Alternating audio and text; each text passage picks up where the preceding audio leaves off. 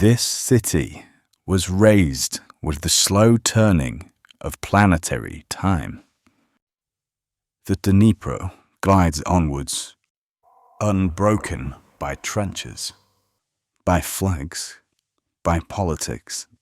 On the rooftops of Podil, people prepare for another ordinary morning, unaware that the ground keeps a second history, one written in mud and bone.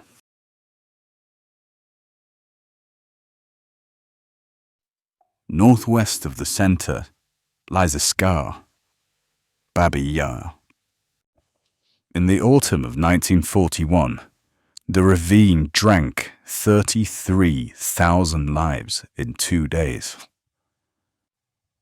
During the German occupation of Kyiv, SS and German police units massacred 33,000 Jewish civilians. That ravine was a slaughter ground for 2 years after. Now nobody in Kyiv was safe from German abhorrence, nickel and lead.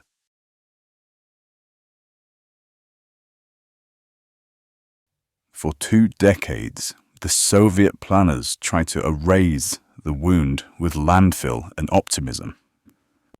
But topsoil is a poor shroud. The dead of the war were told to sleep.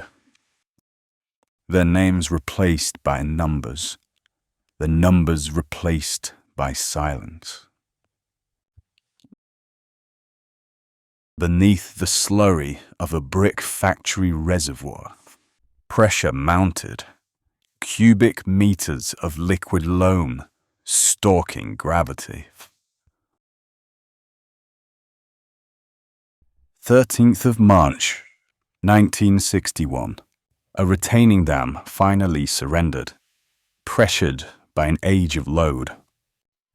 600,000 cubic meters of sludge detached from the hillside and accelerated towards the tram depot at Kurivka.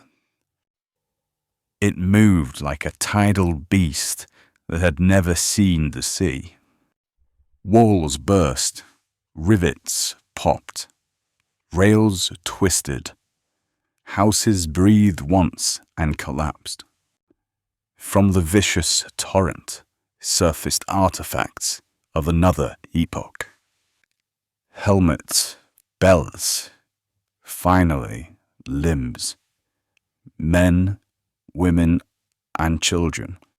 Soldiers conscripted a second time into the theatre of catastrophe. Women and children again caught in the wrath of one.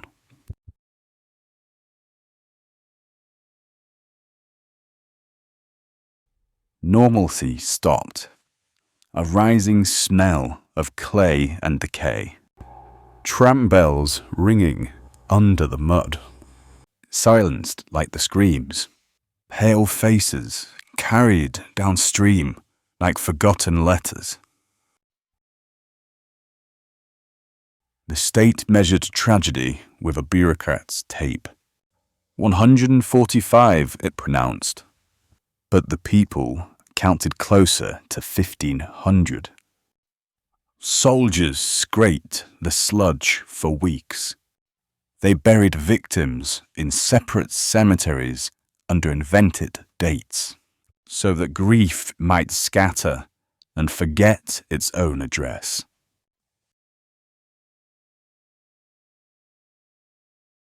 Above where the wind in the ravine once howled, an amusement park was ordered.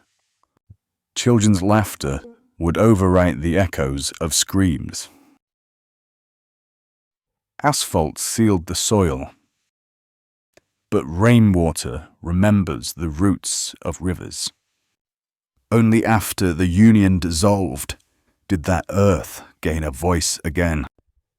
Granite tablets sprouted from grass.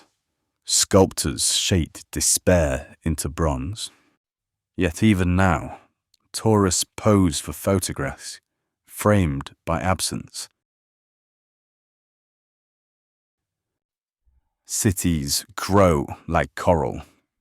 layer on layer of lived forgetfulness. Drivers cross Elena to Leah Street each dawn, seldom aware. They traverse above an invisible river of bones, brick, dust. The Dnipro turns mirror smooth at twilight. Lights bloom along the quays, signaling triumph over darkness. But in the silt below, anonymous fingerprints persist. Forgotten names, forgotten memories, forgotten histories. Reminding us that what is buried is only patient, never gone. This story ends here. Many more remain etched beneath your feet.